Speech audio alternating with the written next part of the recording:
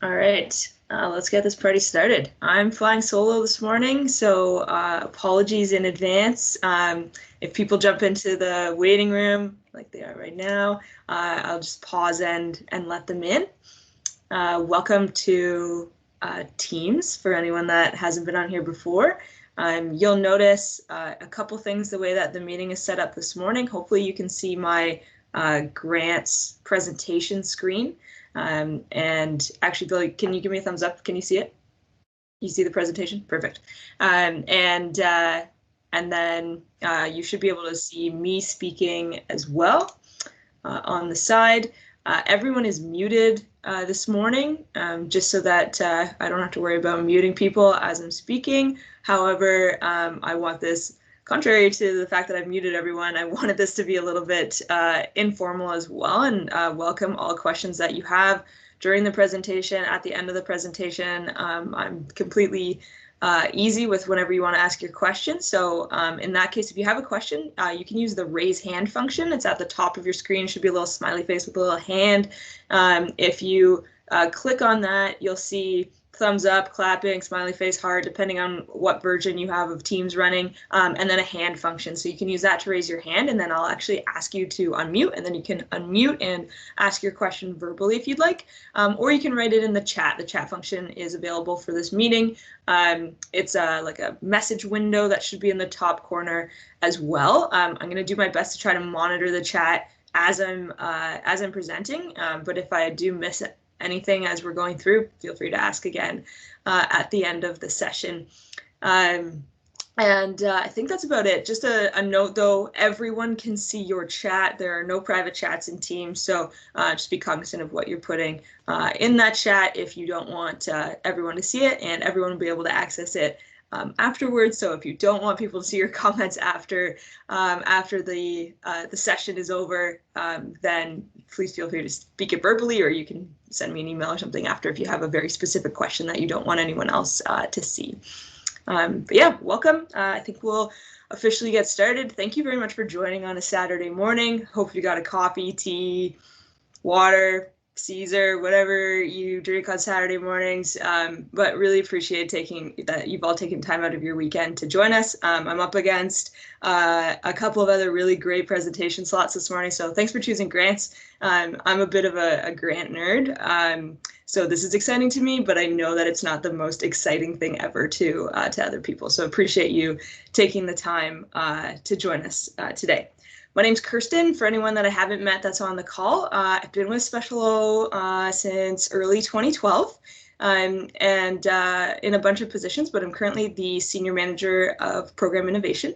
And for the purposes of today, actually, though, I'm here on behalf of our grant development team that we have at Special Olympics. It's a project team that's comprised of 6 staff members right now, and one from each kind of department, and we get together to look at possible grants that we can apply for as an organization, and do the writing and application side of those grants. So the team all says hello, and I really want to get across today that we're really here to help you out, and yeah, feel free to ask lots of questions as we go through. Before we get started, though, chatting about grants, specifically, I'm going to start with a land acknowledgement this morning. We begin by acknowledging that though we are meeting virtually, we are all on land that has been inhabited by Indigenous peoples for thousands of years. In particular, we acknowledge that the Special Olympics Ontario office is located on the traditional land of the Huron-Wendat, the Haudenosaunee, and most recently, the Mississaugas of the Credit First Nations. This land is governed by the Dish with one spoon covenant between the Haudenosaunee Confederacy and the Confederacy of Ojibwe and allied nations. Today, this meeting place is still the home to many Indigenous people from across Turtle Island, and we are grateful to have the opportunity to work, live, and play on this land. So a bit of an overview of what I was hoping to cover this morning for everyone. I know people are probably coming in with a variety of different backgrounds, and probably a variety of reasons that you actually decided to attend this session today. So hopefully we cover a little bit of something for everyone, but if not, again, feel free to ask lots of questions at the end, and I'm happy to speak to all of that, any extra things that I might have missed. So a little bit of an overview to start. Types of grants that you might be looking at to apply to, the components of an actual grant, and some writing tips that we have, working with the provincial office and how we can work with you to ensure success and expedite some of the processes around applications. And then I'm sure many of you are here for the last part, which is where to find a grant for my community, team, school, however you're here. Just before we get started, though, I wanted to ask a couple of questions just so I can get a feel of who's here. I recognize some of the names on the list, but not all of them. So if you're interested, feel free to use the raise hand function. But if you're here on behalf of a community, if you could raise your hand, that would be great. Thank you, Bill. Okay, perfect. And if you're here on behalf of a partner, school, representing yourself, raise your hand. Okay, awesome. And if you've written a grant before, either for your community, your school, or a team separate to Special Olympics, raise your hand. Okay, fantastic. That's great. Okay, we've got a nice mixed bag this morning. Perfect. Thanks, everyone. And now you know where to find the hand function if you want to ask a question. So welcome to the wonderful world of grants. Again, I'm a little bit of a nerd. I love grants. Not everyone likes them. They are fairly labor intensive, especially your first couple goes around. You know, there's a lot of up and downs that come with writing grants, but it can actually be a lot of fun. And we're going to talk about this a little bit later, but the really cool thing about grants is that a lot of them want you to be innovative in your thinking. And I find that very exciting to kind of think of expansion or brand new projects and stuff like that and plan those. And when you write a grant for something like that and it gets approved, it's really cool to know that you've had an idea, or your organization or your team has had an idea, and someone else actually believes in it and wants to fund you for it. So that's kind of a nice thing about grants. We'll talk about the pitfalls of them in a little bit, but they're also a really good way to get a lot of different buy-in from different stakeholders for some ideas that you might have. So very simply, so that we all start on the same page, a grant is a gift of money, essentially, from an organization. We're going to go into the different types of grants in a moment. It's not from an individual person. And it does not have to be repaid. I should have put an asterisk there, unless you don't spend the money. The difference between a grant and a gift of money is that a grant will almost always involve a grant report. So they're expecting that you go back to them with what you've actually accomplished, and making sure that you met the goals that you said you would at the beginning of the grant. That's different than like a corporate gift or a sponsor that are giving you money and they expect that you're doing it, but you don't need to tell them really at the end of the day that you did it. Grants are very set. If you say you're going to spend a certain amount of money on one thing and you don't spend it, you're expected to give that money back. So keep that in mind as we go through a little bit of the scenarios this morning.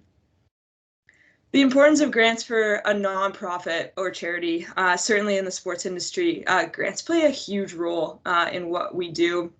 I'm going to go through some examples in the past, and you will absolutely know some of the programs that have been funded through grants, but there's so much that goes on in the background that we use grant money for, even when it comes to hosting games and doing some LATR initiatives outside of the Special Olympics office kind of day-to-day functioning. There are so many grants that have been applied to successfully in the communities over the years. I've got a list coming up, but it's not even close to a full list of what we've seen.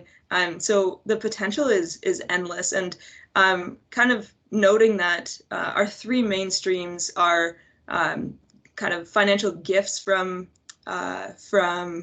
organizations or companies, fundraising initiatives that we do, and then grants. So when we look at the provincial office, grants play a huge role in how we're able to fund ongoing and then brand new initiatives that we start. A big thing that you should always think about is what's in it for the granting body. And that comes into play when you look at who to apply to. There's a lot in it for the granting body, to be honest, especially partnering with a great organization like Special Olympics. So not only do we get to use their name and their money, but they get to use our name, which is a big deal for a lot of people. They're viewed as being an inclusive company all of a sudden. And so when you go to look at specific grants to apply to, if you see language that they're looking to increase their inclusivity, or their mission or mandate includes inclusive language, they're probably a really good body to apply to, because they're going to understand where you're coming from and the importance of inclusion when you go to apply. And certainly the more that you can look at a sporting organization, you're not going to have to explain the benefits of sport. We all know that, but not everyone gets that. So when you just be very mindful when you go to apply to who, like, to different bodies and who you're looking at. What's in it for my community? So I know we've got a lot of community people on, community volunteers on here. There's a lot into it. I alluded to this earlier, but really grants are about having ideas. They're not necessarily meant to fund things that you're already doing or that you've done in the past. They're funding where you're going and some new projects maybe that you're starting. And so, you're receiving money for an idea, plain and simple. And that's the biggest gain. You're also going to get a nice partnership out of it, and their logo usage and stuff like that. So depending on who you get your grant from, putting another logo beside yours is going to be a big deal in your community. So recognize that as well. If you go to like a large steel company, or DeFasco, if that's a big name in your community, and they're able to give you some money through a grant and you put their name up, more people in your community are going to recognize both of your logos together, and pay attention to what you're doing more so, because maybe they hadn't been exposed to Special Olympics before, but they know what DeFasco is, and so now they want to be involved with you as well. So grants aren't perfect. They can't fund everything, and they definitely have some pitfalls. A grant is not meant to fund, like I said before, things that you've already done or things that you're doing on an ongoing basis. They're there to address a gap or a need. So if you've rented the same gym for 10 years and you're looking for money to rent the same gym again, you might have success, but you're not going to get success often getting money for stuff like that unless you can find a need. So COVID is a really good example. If you've rented the same gym for 10 years, but now you can prove that your community or your team has less money or less access, or that the fees have been raised in those gyms because of COVID, that is a need that can be addressed through a grant application. So we're in a unique situation right now in COVID, and I've got some examples of grants later on that are specifically for COVID and as we return to play and programs. But generally speaking, they're not there to fund ongoing either events or operations, really. So types of grants and past successes. And oh, I'm sorry, I just checked. Diana, I see your hand is up. I'm going to unmute you. If you have a question, feel free to ask. Sorry, I enabled you to unmute. So if you have a question, you just need to unmute your microphone. Yeah. No, I didn't. That must have been from when you asked us to put a hand up before. No problem. Just hanging out with my hand up. That's the kind of girl. All good. Super keen.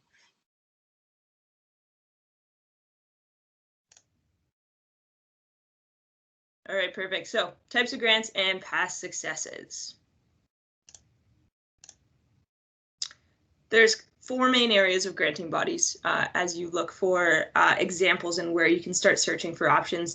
The government, and we're going to go into all of these in a second, foundations, that mostly includes family foundations, other nonprofits, and corporate giving.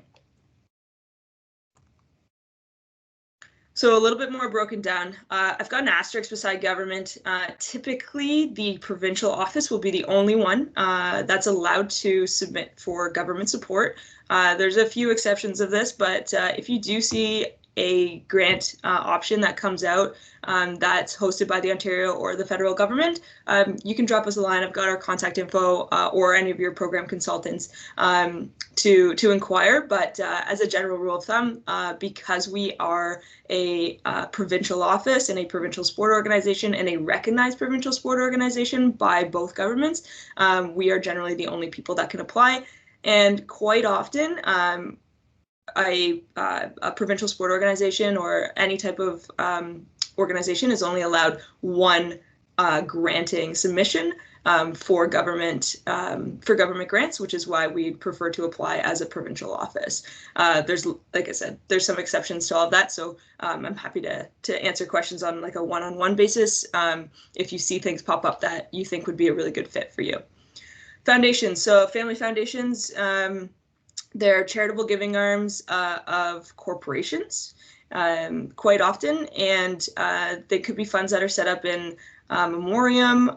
They could be a family with a philanthropic family with a substantial amount of money that's decided to start a foundation. They're a really good source of giving. And a quick note, I think I might have this later, but they don't often involve grant reports, so they're a good one to keep your eye out for as well. Corporate giving can fall into, it's kind of a fine line between this and a like fundraising area, but this would be donations from companies, employee giving. So lots of people, especially banks, I find, will give their time and money as well. So they want employee engagement mostly, which is great if your idea is to host an event or a tournament or something like that, because then you actually get volunteers as well. And we know that we're always looking for great volunteers. Lots of corporations are looking for a give where you live type of scenario. So look for local companies when you go to do this, because they're going to want to make sure that the money's being spent right in their backyard, which is great. And then, of course, other nonprofit. So this is generally specific to local projects where the nonprofit gives or lives. So a great example of this is United Way. They're a provincial and actually a national organization, but they have local chapters, and each of the local chapters has specific funds for small things going on in their community. So they're a good option to explore. Past success stories, and like I said, this is not an exhaustive list, I promise. Most recently, we've seen some great success out of the Simcoe community. They applied for some COVID relief through United Way. In the past, we've seen Brantford apply for Johnson & Johnson. Toronto and Ottawa actually have an annual relationship with Accenture. That is a really good example of the company wanting to volunteer their time and give money as well. The Kingston Community Foundation Fund has funded some items in the past in Kingston. Toronto has a great relationship with MLSE, that's Maple Leaf Sports and Entertainment.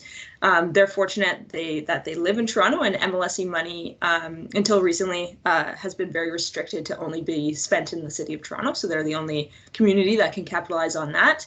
Sault Ste. Marie has applied for a few in the past, but a good note here is that they applied for a community fund in a partnership with their generic swim club. So really unique here. If your partnership grants are really great because two organizations win, and it allows, in this case, it allowed almost a unified program to start, although this was years ago, and it was used as training for high performance swimmers.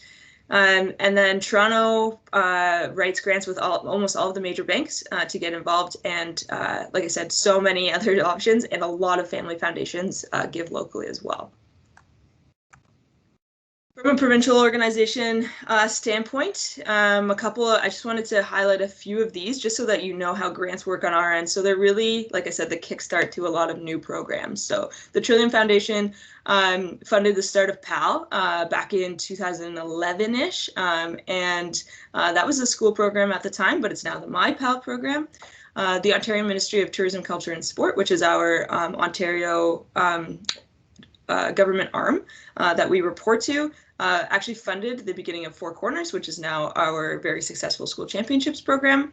Hasbro, the gaming company, like the board game company, is really into unified sports and funded the start of our unified university and college programs. The Government of Ontario and the City of Toronto provided the seed base funds that we needed to start the planning for the 2019 Invitational Youth Games, which was great. And then we've got the Galsano Foundation, Lions Club as a big supporter of healthy athletes. And then you'll see that we've done some COVID relief funding. And here it funded the Healthy at Home tablet program that we've been running through United Way. And then Community Foundations of Canada funded the PPE that you either have received or will receive as we return to programming in person, which is fantastic. We've got a couple of other ones in the hopper that I can't release quite yet. And certainly there's a lot more than this as well, but these are some of our biggest seed ones that led to our biggest programs over the years. On to grant components and writing tips. So once we're into the writing stuff, a couple things that you really need to keep in mind as you're writing. And keep in mind as well that writing a grant is kind of a practiced art form, I guess. It's not something that is perfect. There's many grant writing classes that you can take out there. But really at the end of the day, it's about telling your story. So there's a few components, though, that are present all the time, no matter what type of grant you're going to talk about. So really items about the organization and your plan. So what is it? Why do you need it? How are you going to accomplish this? And then the how are we going to do this? So a project plan that can come in the form of an actual Excel sheet that you have to submit in big grants, or it can be as simple as we're going to do steps 1 through 5, and we're going to accomplish these 5 deliverables from this step. And then, of course, you always need to submit a budget. And then a lot of grants will focus very highly, especially recently, on the how do we keep it going. So the sustainability side, they want to make sure that you're not going to be asking them for money for the same thing year after year. How is their seed money basically going to help you kickstart something and keep it going? So a big part of that is a sustainability feature, but then also the monitoring and evaluation part should not be overlooked. So are you going to send a survey out at the end? Are you going to do formal evaluation through a research arm of your local university or something like that? Or are you going to gather testimonials so that you know that that you've done a good job, or you know that the project maybe needs some tweaking for when you go and do it next time around?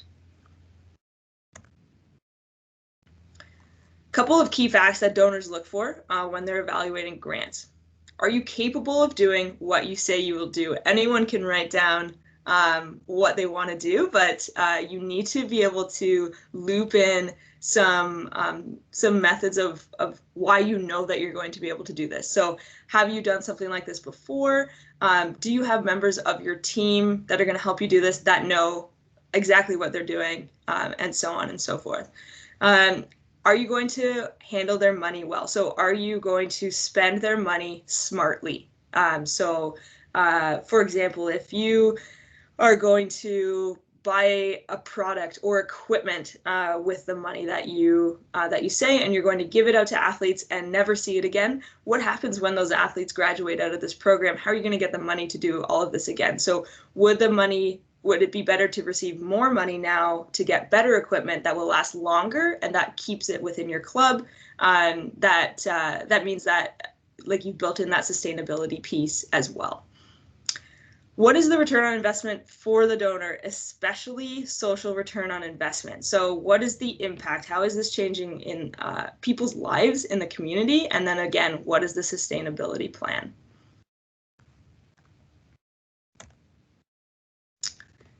All right, a little bit of a checklist for you. You know you have a great proposal when you can meet most of the following metrics. So measurable outcomes go along with what we talked about only doing things that you say you can do. Best practices, like I said, to draw from. a good use of resources. So you're welcome to, and in fact, encouraged to talk about any collaboration that you might be doing. If you're looking to rent facilities from the city, are you partnering with the city so that they know you're coming to spend this money? It doesn't need to be a formal partnership. Nothing needs to be signed. They just need to be mentioned and know that you've mentioned them.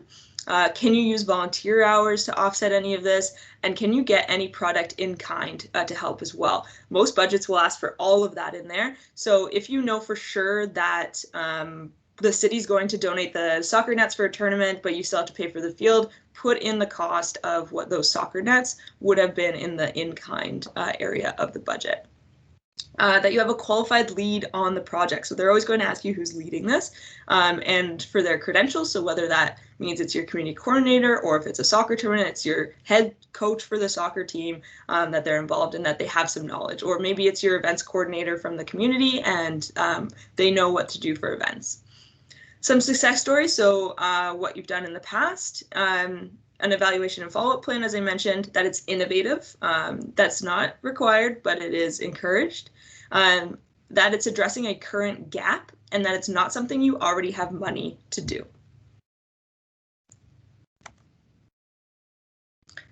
All right, a couple of key elements. I know we've talked about a lot of these already. The need or the problem. So again, this goes into a gap. So, where you're going to have to explain why you need this. Is it because athletes don't currently have access to it? Is it because COVID has, restricted everyone's finances that they can put towards sport? Is it because they need higher competition opportunities, and without money for a bus to get to something out of town, they wouldn't be able to compete and grow in their sport? There's lots of things, but you need to be able to explain that. Target population and those that will benefit. I've got a note about this later on, but for us, target population is very simple. We fit into a lot of granting opportunities, especially ones that want to focus on individuals with varying type of abilities. But what you need to do in this portion is explain, what Special Olympics athletes, who they are and why they are a target population. So, do the athletes in your area have less access to transportation, and that's why you need to help them out? Do they have more of a financial need than some other ones, or do they have no equipment and that's why you need to buy it? Collaborations and partnerships, program description. So what is it? What are you doing? And then your capabilities and your history, a work plan, outcomes, budget, measurable outcomes, and evaluation at the end. The biggest thing is for you to paint a picture for your evaluators. And this is for your program description and needs section. So how is this currently going unmet? I find it easiest to intertwine a story if you can. So keep in mind that a lot of people reading these may have no idea what Special Olympics is. They may have no idea what an intellectual disability is. And so how do you paint that picture that describes the need? A lot of statistics and numbers are encouraged. So, facts are a really good way to get people's attention. So, whether that be 20% of athletes are currently able to do this, but we want to make sure that this program is accessible for the remaining 80%. There's lots of options in this, but it will catch the attention of the people that are evaluating your application. And how will this money impact lives? So basically painting that like without this money, this cannot happen. When you go into talking about outcomes, make sure your outcomes are SMART. This goes back into your old schooling days: specific, measurable, achievable, reasonable, and timely. Make sure your project team that you're applying with believes that the outcomes are achievable, because otherwise, if you get the money, they're not going to be on board to help you out, and then you're going to be in trouble. Using numbers when you can, and make sure that the outcomes match the funder's goals. So if you go into a grant and see that they have XYZ that they're interested in funding, and you apply for something that's like a M way out in left field, they're not going to be super excited to grant you that those finances. A couple notes about the budget. So they're always going to outline what you're allowed to apply for and what you're not allowed to apply for. If you're not allowed to apply for something, do not put it in the budget. Otherwise, you may be, not taken into consideration right away. So follow the directions. Make sure the budget shows a need for you to receive the grant.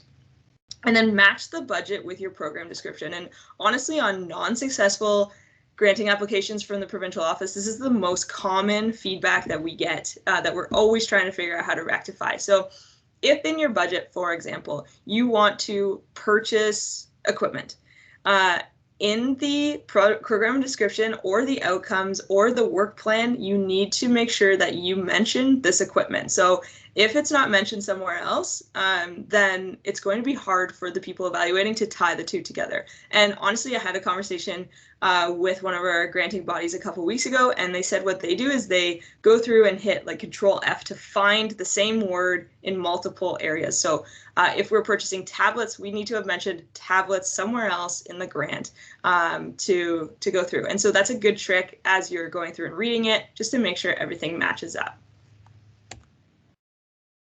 So general tips in language, be clear and concise. I kid you not, the word counts are extremely low in many grants. So when I say paint a picture and tell a story, you have to figure out how to do that in 200 words or less most of the time. It's very hard to do this. It takes a lot of editing and figuring out how to say and explain things in a short word count, which is the hardest part about grants in my mind. And writing as if the person reading it has no prior knowledge. As I mentioned, you don't know who's evaluating your application. It could be the board of the organization. It could be a volunteer committee that they have, or it could be the person that you're chatting with before the grant is due, and they know exactly what you're saying. You have no idea. So it's better to err on the side of this person doesn't know what Special Olympics is. At the start, this is a general rule of thumb, spell everything out. So LETR, no one outside of Special Olympics is going to know that that means law enforcement torch run. Just make sure you spell it out the first time. Ensure proper language is used to describe Special Olympics athletes. And if you add attachments, a quick note, use them wisely. So not all grants will allow you to add attachments, but if they do, they're often phrased as if you'd like to attach like a photo or something like that. And what we've done that we've had a lot of success with in the past is either using a great photo that explains exactly what you're talking about, or creating like an infographic or a certain picture or something like that that goes into nicely into what you're using. So use it wisely, because even though it says photo, it can include words, and it'll help you out on that side. Got a couple hands coming up, so I'm just going to do a quick pause. Mary, I'm going to, I've allowed you to unmute if you want to ask your question. You're going too fast. Oh, I'm so sorry. Yeah, I'm trying to write this down. Are you going to give us like a handout or something? Absolutely. So this will be available after. You can have all of the slides. Okay, and we'll be able to look at them at our own speed? Yes, absolutely. I'm so sorry. All right, thank you. No problem. And Janice, I'm going to allow you to unmute as well if you have a question. Mine was the same question. If you Slow could just down. slow down. Got it. Yeah, please and thank Okay, you. perfect. No problem. My apologies. All right.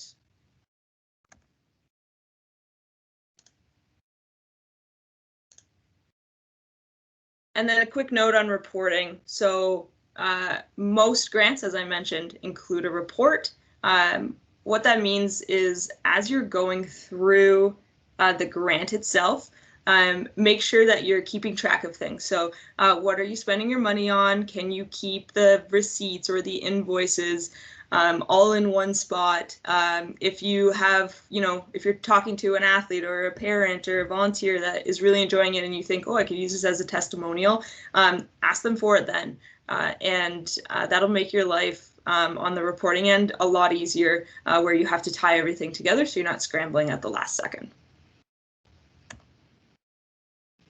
Okay, working with the provincial office for success.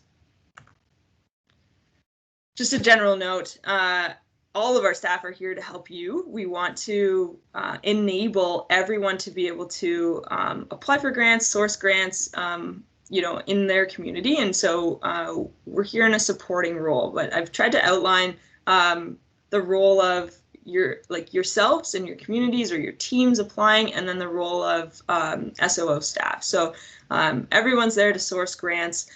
We will continue to source grants even at a community level out of the provincial office and pass them on to community coordinators if we feel that it would be a great fit. But we encourage everyone to, when they can, look for grants that are good in your community.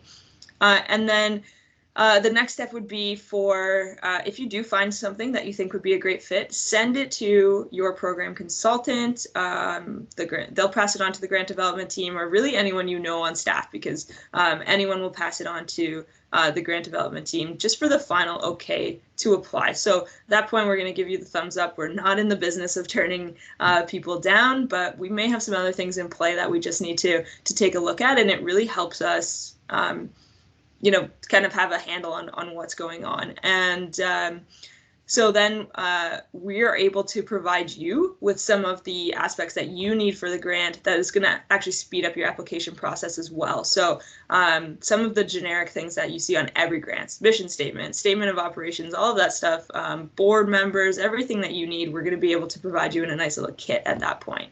Then you can go back and start writing the application. I encourage you to not start writing until you've gone to SOO. We don't want to waste anyone's time in case something comes up and we have to change something. And then before you submit, send it to the team again. We're going to supply any final information you need at that point. So signatures, the charitable number for the organization, any attachments that you might need that we could provide, financials, board information, stuff like that. And then we'll send it back to you. You can submit the grant, celebrate when it's rewarded, and let us know so that we have an idea. At that point, generally speaking, most funds will need to flow through the Special Olympics office if you're using the charitable number to apply, and then we will divert the funds back into your community bank account or your school or anything like that. So we still need to know when you get it. And then, of course, you'll need to submit the report when it's due, and we're here to assist with that report as needed. Glenn, I saw your hand come up there if you want to unmute.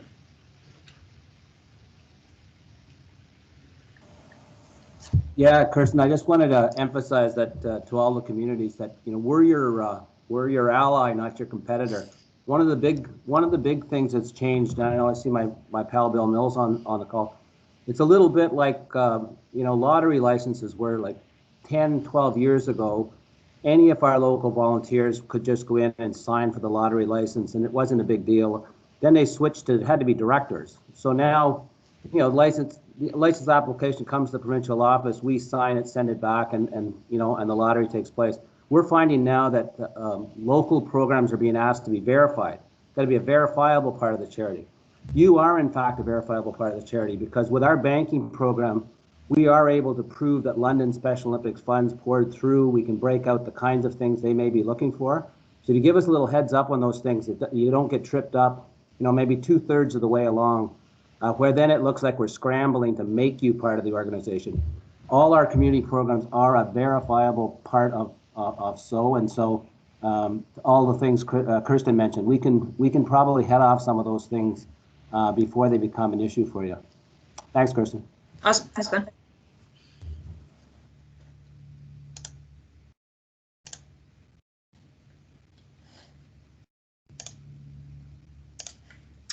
All right, so quick steps and timelines, same steps that I outlined in the last slide. I would encourage you to look for grants anytime that you have the time, and quite often throughout the year as many things pop up. Some grants have shorter timelines than others, but a lot of them have rolling time frames. So for example, if you miss round one, there might be a round two for the same grant 4 months later. So that'll just give you a little bit more time to write it up. Sending the information to Special Olympics, I know this is not always possible, but if you can, we're looking for something maybe a month out. That still gives you enough time to write it once we've approved. I promise you, you'll hear back from us in about 48 hours. So still lots of time to write it, and then you can begin writing as soon as you hear back from us. Once the application is coming to us for final signatures and stuff, we would love 48 hours before the deadline, if at all possible, so that we can turn it around internally and make sure everyone, the right eyes see it, and that Glenn can add his signature to it before you apply. But I'm, completely understand that some things sneak up on you. So as long as we have a heads up that it's coming, we'll make sure our team is at the ready to help you out. All right, so now that we've established all of the writing tips and everything like that, where do we go? A couple things and areas that I would highly suggest you look at if you're interested in starting to look for grants. I've got two specific COVID ones to start off. So the Community Foundations of Canada has done a great job of doing some COVID support. And unfortunately, I couldn't provide you with a website because everything is very regional in Ontario. So I would suggest Googling, if you're from Waterloo, Community Foundations Waterloo. It's going to bring you to the website. They're going to have a grant page on that site, and it's going to outline all of their things. Specifically right now, they've got a Healthy Communities grant application that is very specific to COVID response. So you'll see that their key areas of interest are safe and vibrant public spaces, improved mobility options, and digital solutions.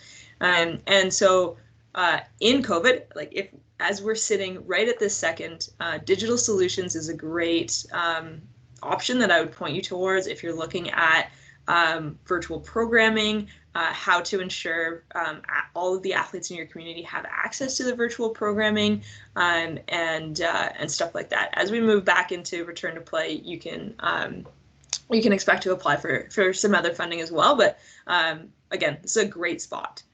The deadlines are ongoing and very different by region. So actually each community foundation region has varying amounts to spend, and essentially once the money is spent, the grant is closed, and then they reopen periodically every couple of months as they've gotten some more funding support through someone else. So just keep an eye on that. But again, your local website's going to point you to that as well.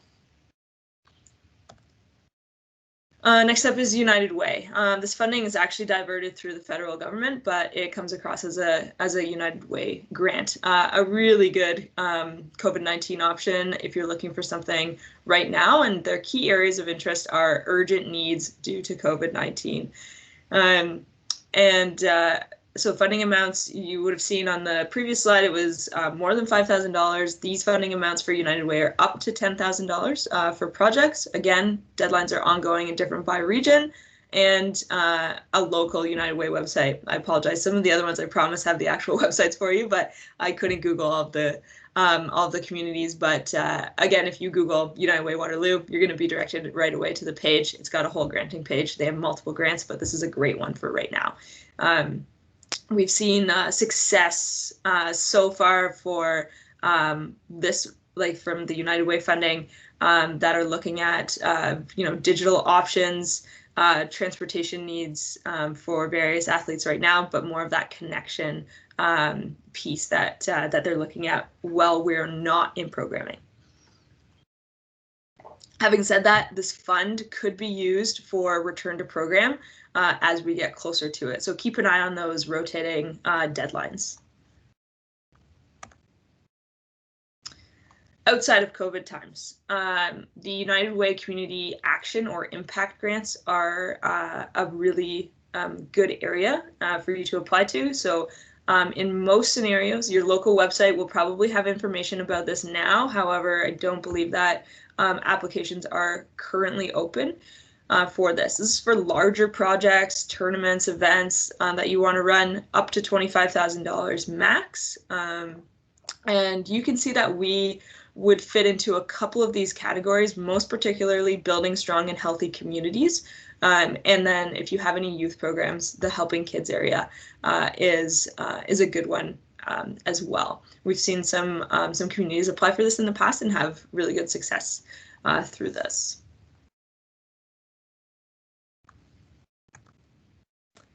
Jumpstart, you may already be familiar with this. It's the charitable arm of Canadian Tire. They have a very keen interest on youth, so just be mindful of that when you go to apply with which program. This is actually, they have kind of two areas, an individual grant. So if you have families in your programs that are struggling to meet the needs of registration fees or equipment needs for the sport, and they're under 18. Sometimes they'll sneak up to 25, so keep an eye on that as well. But this is a really good area to direct them towards. It's a fairly simple application for a family to do. They need to prove financial need in order to be considered, but aside from that, it's very easy. They fund basically every single sport, and they've noted that if your sport's not listed on their very exhaustive list already, they're happy as long as there's movement involved. You just have to reach out to them to get an approval. So funding max is on that side, $300 per sport and $600 annually. And they're open all year. They're never out of money. Anyone can apply at any given time. Got the website there. Again, when you get the PowerPoint, afterwards you'll be able to click on it. But if you Google Jumpstart or Canadian Tire, you will always have access to those as well. Jumpstart's second option, it's currently unavailable with COVID as they've diverted all of their funds into COVID relief, but as soon as in-person programming returns, this charitable arm will be back up and running. So they're called Community Development Grants. There is no maximum to their funding, which is great. What they want to cover for you, registration, limitations, equipment, and transportation. So really great if you're hosting, a tournament, if you want to host something special that you've never done before in the community. This is a really good one. Again, the deadlines are ongoing. They're not out of money. There are some rolling deadlines, but they're pretty much open year round. And then the same website as the other option.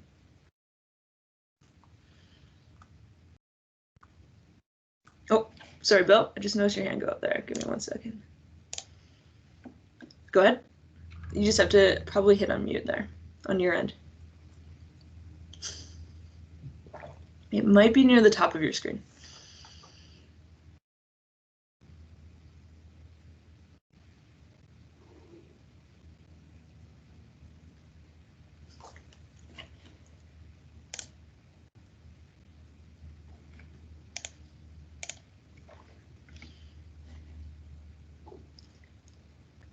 Nothing.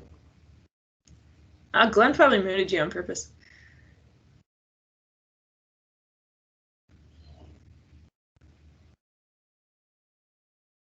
Mine is beside where I go to leave the meeting. I have like a picture of a camera and then a microphone.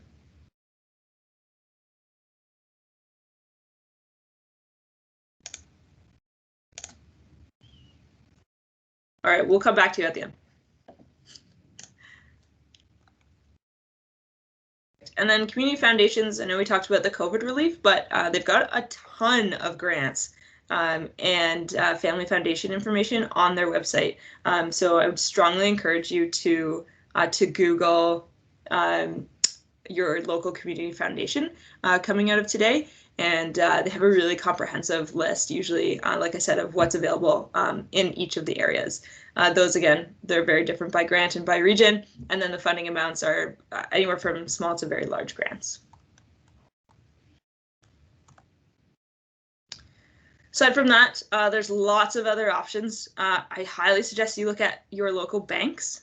We've seen some really great success through that in the past. And I've, done events and stuff where more than one bank is involved at a time, and they don't seem to have a large problem with that, which is great. All branches will have their own money that they can give out to local events, so make sure you just go to your local branch and they'll either be able to direct you to where to apply to, or maybe their community of bank branches that give together. They also, it's very common for them to do paid volunteering time for their staff. Plus a dollar amount for every hour that every staff spends, as an example, up to $2,500 or something like that. So we've had big success around events and tournaments, initiating the bank involvement in the past. And then local corporations, as I mentioned before, what's a big deal in your area, and maybe approaching them either with a cold call or a cold visit when we're allowed to do things in person again, and figuring out, or just going on their website. A lot of big companies will have their own area of their website that talk about giving back or their philanthropic ideas and stuff like that. You might have to do a little bit of digging, but it's mentioned on most websites. We've seen some big success locally from Giant Tiger. If you have one in your area, they have their own small grants available per store. McDonald's, Tim Hortons, of course, and then, like I said, local companies that have a big presence in your community.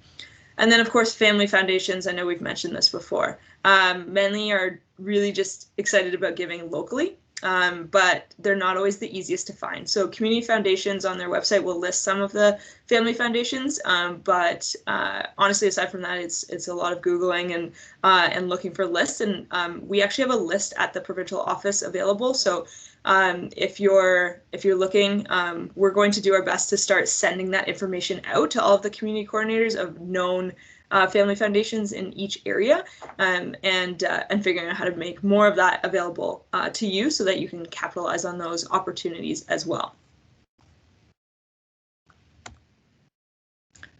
And then a couple of notes to finish off before I open up the floor more to questions, and hopefully we can get Bill unmuted. Glenn touched on lotteries, so I'm not going to do that. But again, if you have questions about lotteries, just ask your program consultant, and they'll direct you towards our fundraising team, and we can help you get approved for lottery in your area. And there are some grants that need to be either applied for by the provincial office or partially executed by the provincial office. And that's mostly the case in very large ones. But if the area of impact is going on in your community, profit and budget sharing is always an option. So if you're the one executing it, obviously we're going to float the money that is involved in that towards you. But if that grant involves a lot of staff support or tech support on our end, then we can apply together and figure out how to make sure that it's a win for everyone that way.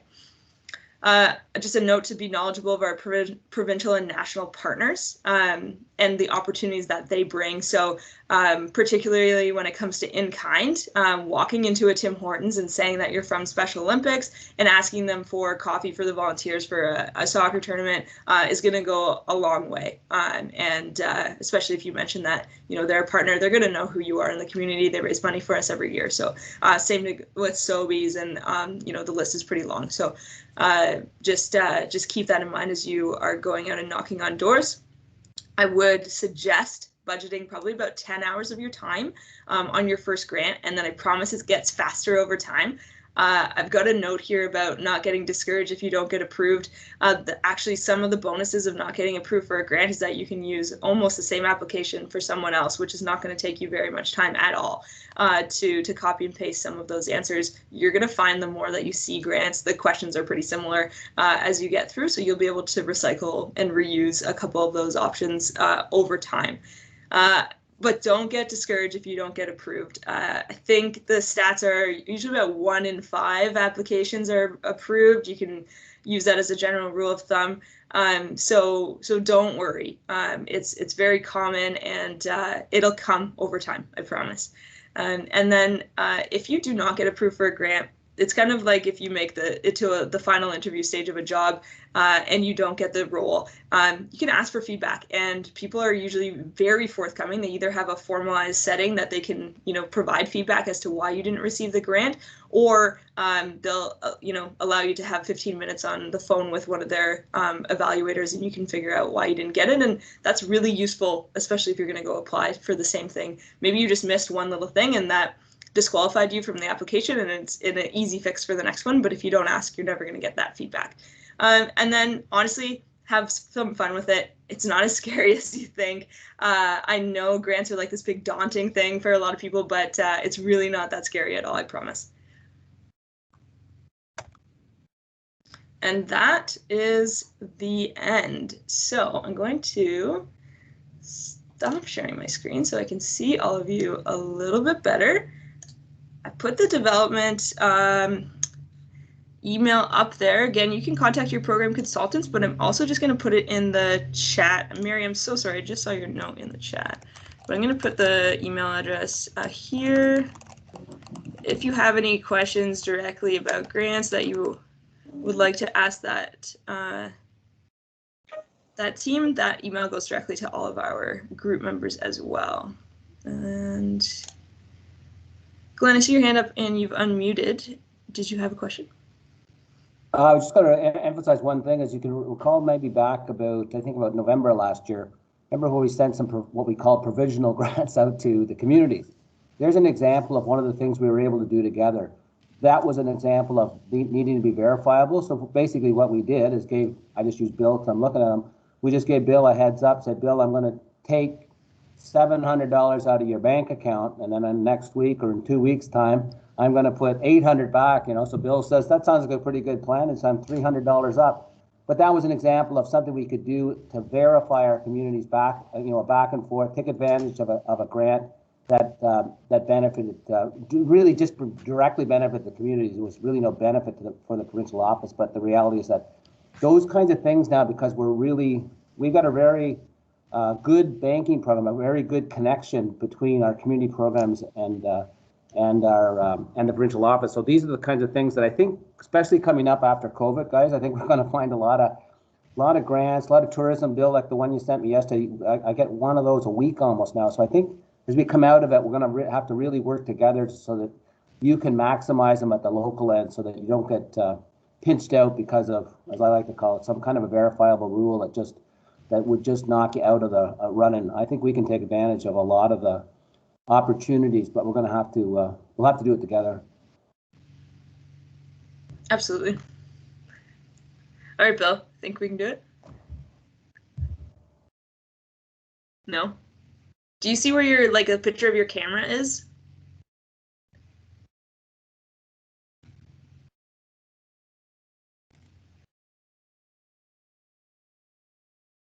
Do you see where you can leave the meeting? Yeah, okay. You can hear us anyway. Yeah.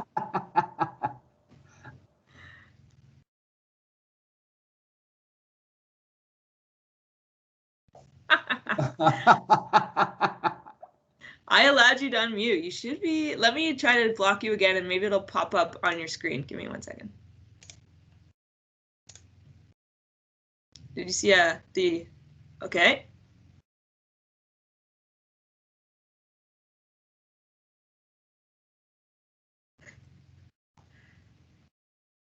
That's odd. Yeah. I don't know. Glenn's our tech support for the organization, so if he can't figure it out, then Hit the microphone, buddy. Bill, is it short enough that you want to type it in the chat, or did anyone else have a question? Well, Bill's typing. Well, Bill's typing.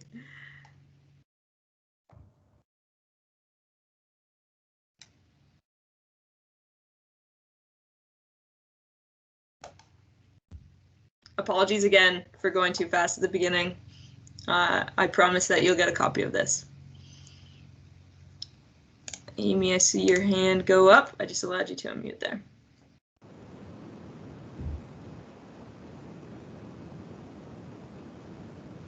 Go ahead, Amy, if you had a question.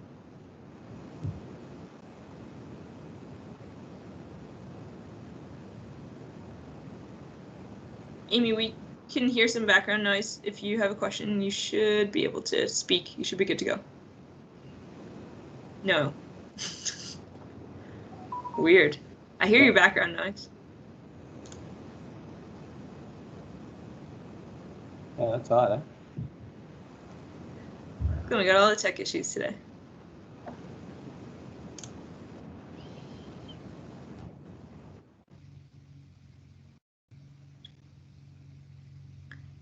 Bill, I just saw your note about Jumpstart. So for individual athletes, they will not need to go through us as well. You can just shoot them there. For the larger ones, we may need to support you, like with a signature and stuff like that in some of the office financials. So.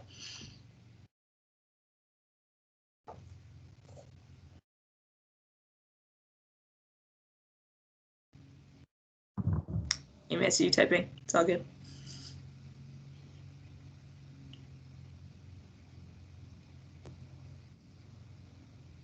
see them both look like they're muted, eh?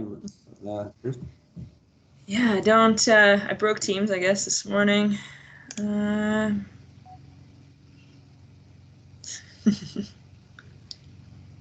Okay, that's a great question, Amy. So Amy asked about the fact that they're not spending money. I assume that's especially right now during COVID. There's not much to spend money on anyways.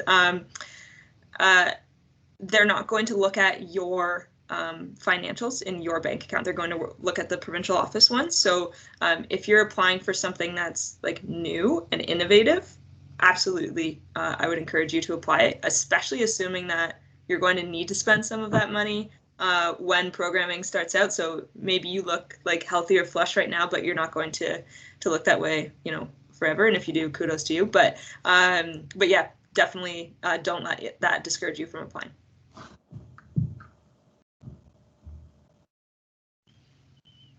All right. If there aren't any other questions, I think we'll end it there. Yeah, thank you